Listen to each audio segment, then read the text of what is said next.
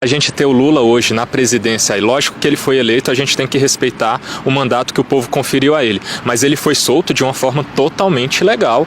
Convenhamos, o próprio STF já tinha julgado a Justiça Federal do Paraná como competente, aí depois numa manobra totalmente conveniente, é inegável isso, conveniência pura, aí decidem por soltar ele porque ele era o remédio necessário contra o Bolsonaro, que vinha de fato fazendo um péssimo mandato, mas isso foge totalmente da legalidade.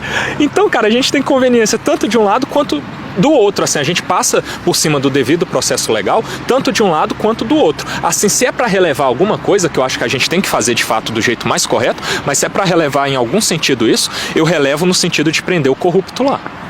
Sem sombra de dúvida, mas o brasileiro trabalha por conveniência. Eu não vejo que a liberdade do Lula, a anulação do processo, ela foi legal, porque houve sim dezenas e dezenas, ou centenas de ilegalidades no processo. E precisamos, a sociedade, entender que aquela ilegalidade cometida, quem vai sofrer é o povo. Aquela ilegalidade cometida pelo Sérgio Moro, aquelas combinações, criaram escola. Criaram várias escolas. Hoje o juiz... Mas e o nosso dinheiro que foi para corrupção? Sequer respeitar as leis. Os juízes de primeiro grau nenhum quer saber de lei. Eles condenam da forma que é a cabeça deles. Por quê? Porque o Moro fez uma péssima escola. A corrupção deve ser combatida, mas combatida dentro da lei. A gente concorda com isso, só que a gente tem 18 provas materiais só no caso do triplex que são inegáveis, assim, provas materiais que constam dos autos ali que incriminaram o Lula em relação ao triplex em específico. Okay. Tipo, tem como a gente esquecer isso, cara? É muito não pesado pra gente... Então, mas é porque teve uma perseguição. Exatamente dentro da lei, se essas provas são concretas, são tão... perfeitas, qual a razão deles cometerem os crimes? Cara, eu acho que eles quiseram aparecer de uma forma totalmente errada, que alguém numa posição do judiciário, do Ministério Público, jamais deve adotar. Mas essa espetacularização da coisa que rola no STF, rola em todo lugar quando se há um processo grande, mexe com o ego dessas pessoas. E eu sou contra isso também. Só que a gente não pode fechar os olhos para uma corrupção fundada em provas, assim. Eles quiseram acelerar o proceso, mas o crime não deixa de existir. Acelerar o processo, ele passa a cometer crime. Então ele começa a criar nulidade. Processo, ele tem que seguir seu rito, sua marcha processual perfeita. Seja com provas frágeis, com provas concretas, firmes. E se o Moro que não está ali para fazer prova, está ali para ser imparcial, estivesse junto com o Deltan cumprindo a lei, certamente nós não estaríamos hoje com o presidente Lula, provavelmente, né? Não sei certamente, provavelmente com o presidente Lula como presidente da República. Então, tem a prova concreta? Tem, mas se no nascedouro ela foi de forma covarde, cruel, deve ser anulada, em respeito à Constituição da República. Isso aí a gente não tem como negar. Que o ministro Flávio Dino tem uma frase, agora há pouco ele esteve, me parece, no programa...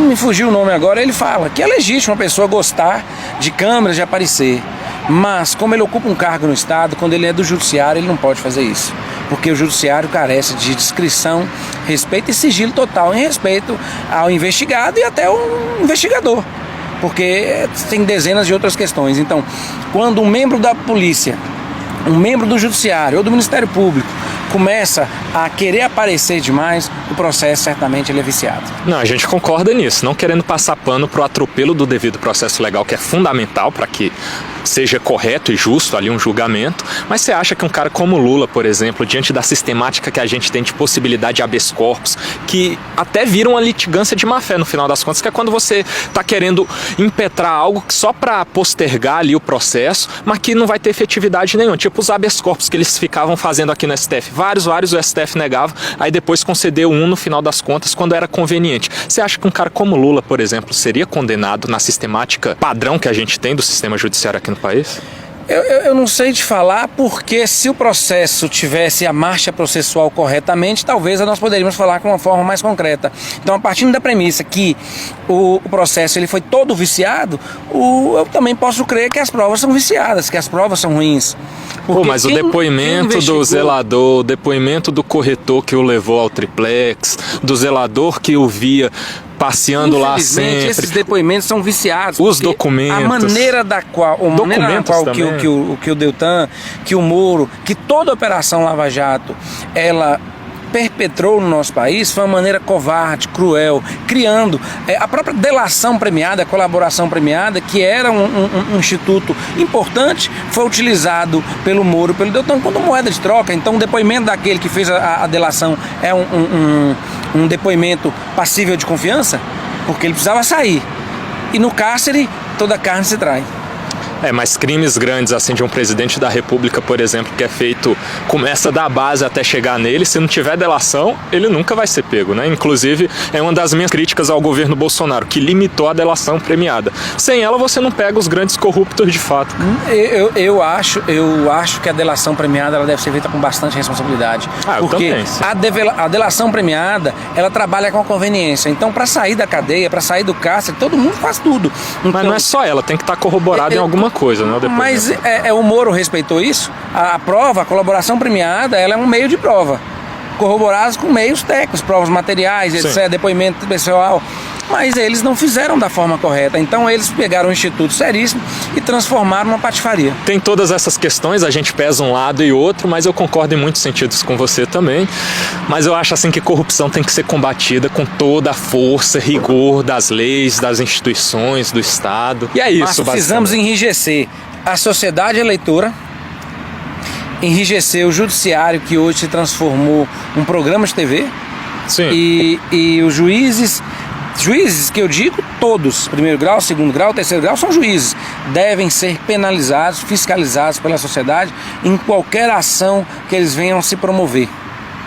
E essas promoções pessoais só prejudicam a sociedade, mas o primeiro passo é fazer com que nós possamos levar ao eleitor uma melhor escolha, uma escolha de maior responsabilidade. E esse tal de voto de protesto é um voto totalmente irresponsável e que a pessoa que é mais penalizada é a própria sociedade. Muito obrigado pelo papo aí.